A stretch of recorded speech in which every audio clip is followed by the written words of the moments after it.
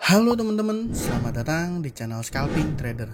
Ya, kali ini saya akan coba bahas salah satu saham yang baru listing nih teman-teman, saham VC.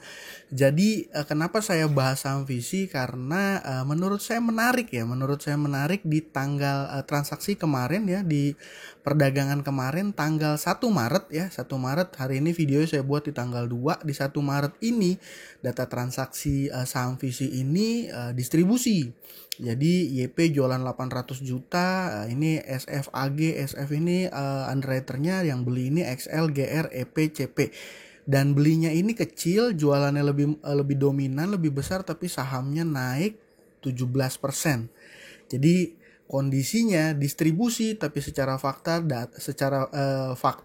sahamnya naik 17%. Wah, ini berarti distribusi kenapa naik gitu ya. Jadi menurut saya ini menarik ya. Menurut saya ini menarik untuk dibahas gitu. Nah, sebelum masuk lebih dalam nih teman-teman, saya mau disclaimer dulu kalau video yang saya buat ini untuk tujuan pembelajaran ya. Mungkin pembelajaran saya yang juga saya harap bisa bermanfaat buat teman-teman yang nonton gitu ya. Dan kalau seandainya saya ada kesalahan dalam penyampaian informasi yang mungkin teman-teman lebih paham gitu, boleh ya sharing di kolom komentar ya. Jadi harapan saya bisa buat konten sambil belajar, dan teman-teman yang mau cari informasi dan mau belajar itu bisa dapat juga pelajarannya gitu ya. Dan penyebutan nama emiten di sini tidak sama sekali bermaksud untuk cerminan atau maksudnya terhadap perusahaan gitu ya, bukan terhadap perusahaan CVC ini ya teman-teman, tapi lebih kepada pergerakan harga sahamnya gitu ya. Dan penyebutan kode broker misalnya SF ini Surya Fajar Sekuritas, ini bukan merujuk pada sekuritasnya, tapi pergerakan investor yang menggunakan sekuritas SF gitu. Jadi saya senang nih buat bahas-bahas ulik-ulik saham yang seperti ini. Nah, oke. Ya, jadi pertama-tama saya langsung masuk ke webnya AIPO ya. Dari website AIPO ini di sini diinformasikan. Ini saya kecilin biar gampang lihatnya. Di saham VC ini dia saham yang ditawarkan itu adalah sebesar 6.150.000 lot gitu ya. Nah, nilai emisi perusahaannya berapa? Nilai emisinya ini berdasarkan prospektusnya gitu ya. Alokasi penjataan mengikuti SOJK. Perseroan melakukan emisi dengan nilai emisi sebesar 73 miliar 800 juta gitu ya. Ini saya tulis di sini. Nah, terus di bawahnya ditulis juga termasuk dalam penawaran umum golongan 1 dengan minimum alokasi penjataan terpusat ya. Ini pooling allotment ya sebesar 20 miliar atau sekitar 166 juta 666.700, wah kayak gitu ya kalau saya nggak salah. Ini hitungannya lembar ya teman-teman, hitungannya lembar. Jadi kalau kita hitung per lot gitu kan, karena transaksi pembelian itu per lot, itu kita tinggal kurangin aja nolnya 2, dan value-nya itu sebesar 20 miliar ya. Nah, ini saya coba buat sekedar simulasi aja nih teman-teman. Nah, ini ya. Ini uang saya sih nggak ada ya buat beli segini, boro-boro. Kalau punya duit segitu saya udah nggak bikin konten kali ya. Bercanda ya. Nah, nih jadi dia pooling sebesar 1,666 itu ya, 667, dan secara nilai investment plus fee ini 22 miliar ya. Jadi kalau seandainya di sini ditulis 20 miliar, jadi kalau kita beli saham sebesar ini termasuk fee ya di sini ya. Termasuk fee, jadi nilainya terhitungnya 22 miliar. Jadi valid gitu ya. Sesuai gitu. Nah, dan di sini saham VC ini ya underwriternya adalah SF Surya Fajar Sekuritas ya. Seperti itu. Nah, lanjut berdasarkan data transaksi ya. Jadi kalau data transaksi saya enak pakai iPod nih teman-teman. Saya enak pakai iPod. Nah, ini dia tanggal pencatatannya adalah tanggal 27 Februari ya. Dari sini jelas ya, 27 Februari saya buat, 27 Februari value-nya saya buat net, dan transaksinya saya buat sampai tanggal 1 perdagangan hari kemarin, hari Jumat ya, tanggal 1 Maret 2024 gitu. Dan ini datanya saya convert ke Excel, dan dapatlah angka ini teman-teman. Ini adalah hasil penjumlahan dari total lot, dan ini adalah berdasarkan value transaksi atau nilainya, karena jumlah lot di harga berapa itu beda ya angkanya, ada yang 136, 147, 135 ya. Jadi ini saya buat dan saya coba rangkumkan gitu ya. Dapatlah angka ini teman-teman. Ini hanya saya coba hitung sampai tanggal 1 Maret gitu ya. Nah, value-nya yang keluar adalah 16 miliar dengan total lot yang terjual bersih gitu ya. Net sale bukan tektokan, karena kalau misalnya kita ngitungnya tektokan gitu ya, ini pasti jumlahnya jadi besar sekali gitu. Dan saham Visi ini adalah salah satu saham ya yang di perdagangan hari pertama ini value-nya luar biasa sekali teman-teman, luar biasa sekali. Makanya saya waktu perdagangan hari pertama saya pikir wah ini saham pasti akan cepet jatuh gitu ya, cepet jatuh karena transaksinya tuh ini banget teman-teman. Nih kalau teman-teman saya kasih lihat ya, ini buat bahan belajar teman-teman dan bahan belajar saya juga gitu ya, saya juga masih bisa salah gitu. Nah ini total transaksinya 14 miliar tapi total volumenya itu sampai 1 juta kalau kita buat net ya. Kalau kita buat gross, nah ini 38 miliar ini tektokan, makanya gede banget ini jumlah lotnya pun, bahkan yang tektokan ini gede banget. Dan ini mengindikasikan bagi saya ya, mengindikasikan ini wah kalau listing hari pertama udah kayak gini banyak bahayanya gitu ya, nggak menarik, bukan nggak bisa cuan, tapi bagi saya itu nggak menarik gitu ya. Dan biasanya kalau udah nggak menarik saya nggak akan bahas lebih dalam gitu ya. Nah sekarang poin pembahasan saya adalah dari data ini teman-teman, secara data yang terdistribusi adalah 1,1 juta 1,1 juta lot gitu ya. Dan sedangkan total saham yang ditawarkan itu ada 6 juta lot. Jadi ini secara data ya, di penawaran umum nih ya, bukan data yang dimiliki pemegang saham pengendali ya teman-teman. Ini masih belum terdistribusi ya. Saya buat 1 Maret, jangan saya buat gross, saya buat net. Nah, SF menjadi top seller. Sebagai underwriter dia menjadi top seller, tapi dia hanya buang barang sekitar 306.000 lot ya. Jadi kalau misalnya dari data ini MGI, NSA, wah ini dia kok bisa jual gede banget ya. Ini asumsi saya dia beli di pooling allotment, tapi dia tembaknya gede gitu ya. Karena saya tahu SF ini Visi ini penjatahannya sedikit gitu ya, mungkin dia tembaknya jumlahnya itu fantastis gitu ya, jadi dapat penjatahan besar. Atau bisa juga dia mendapatkan pooling allotment dari underwriter, dari SF, terus dia pindah barang, itu bisa juga teman-teman ya. Jadi seperti itu. Nah SF masih punya barang asumsi saya. Dan kalau seandainya market maker masih punya barang gimana ya? Kalau dia masih punya barang artinya dia enak mau kontrol pergerakan harga sahamnya ya.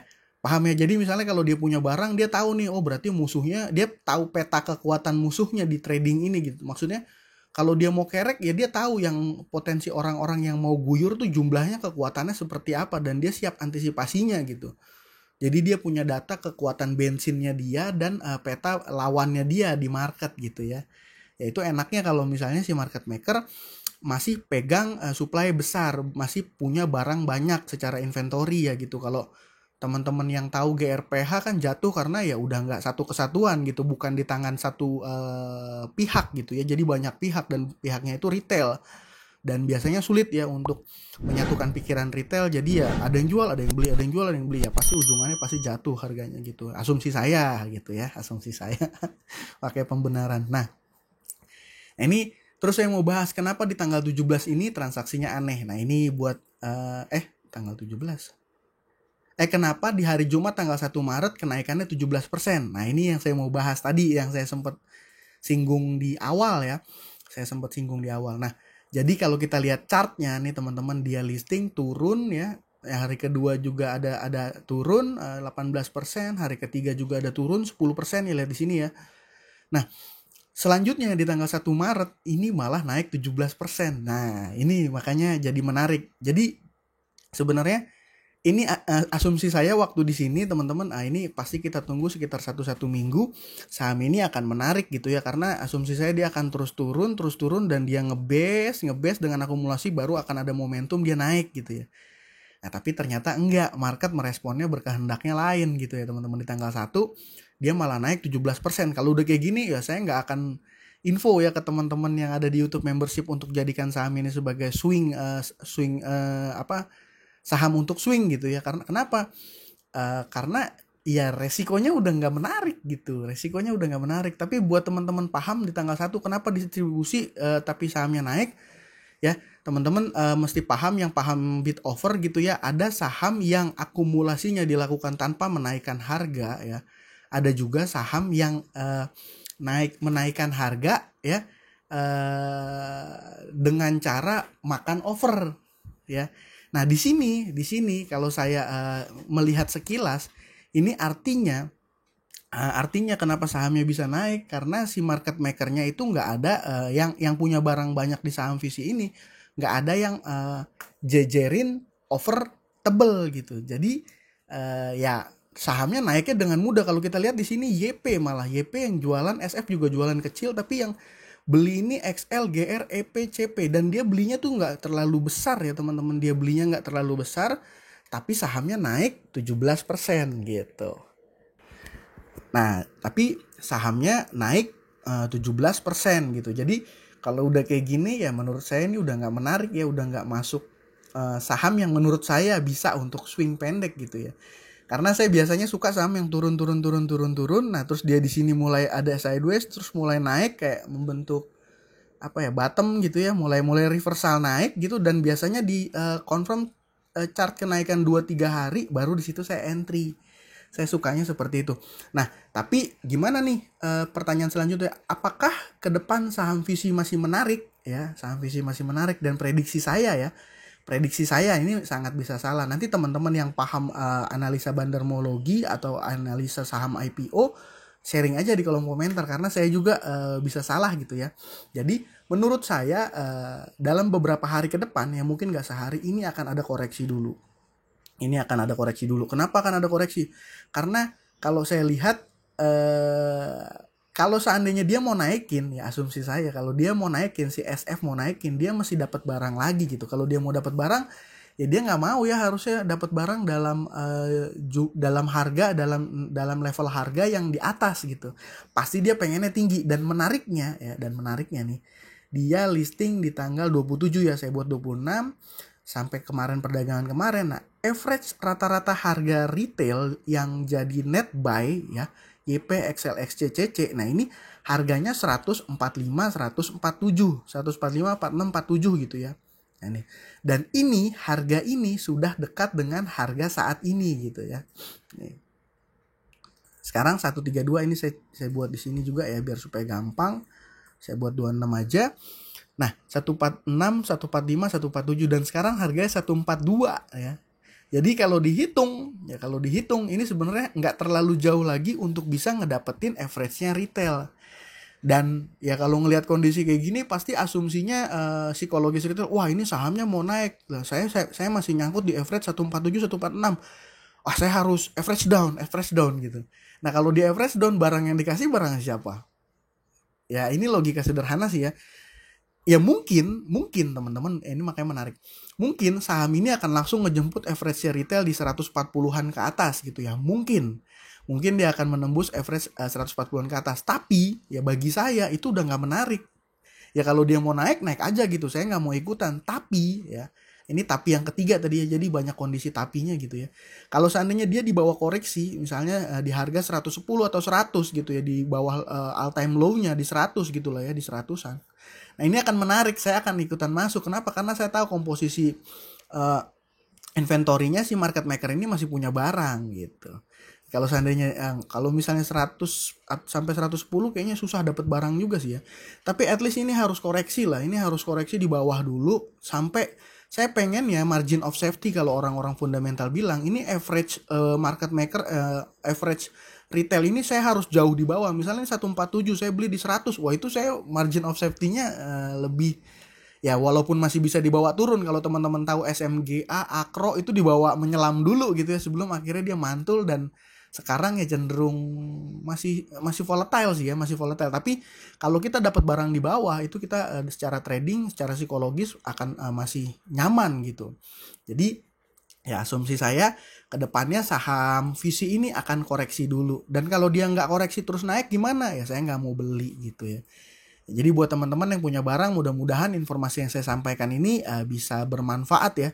Nah, jadi kesimpulannya market makernya belum cuan gitu, barangnya masih banyak di mereka yang di ini ya teman-teman, yang ditawarkan ke publik ya, bukan yang dimiliki oleh pemegang saham pengendali sekali lagi ya. Jadi dari total 6,1 juta ini yang baru terdistribusi sampai dengan Maret itu baru 1,1 juta.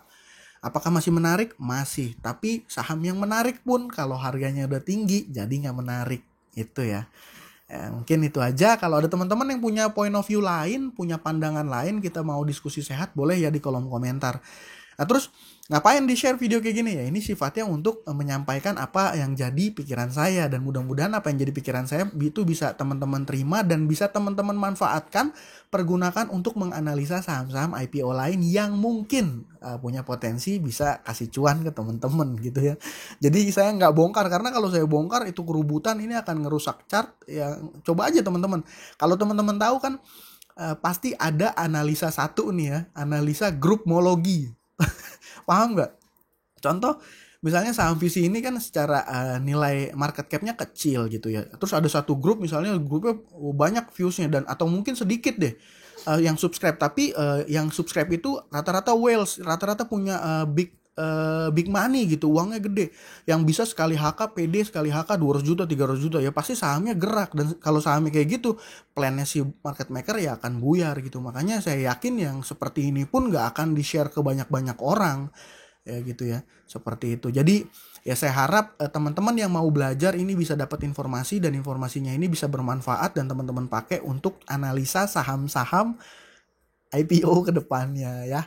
Mungkin itu aja dari saya. Terima kasih buat teman-teman yang sudah menonton. Salam cuan, thank you.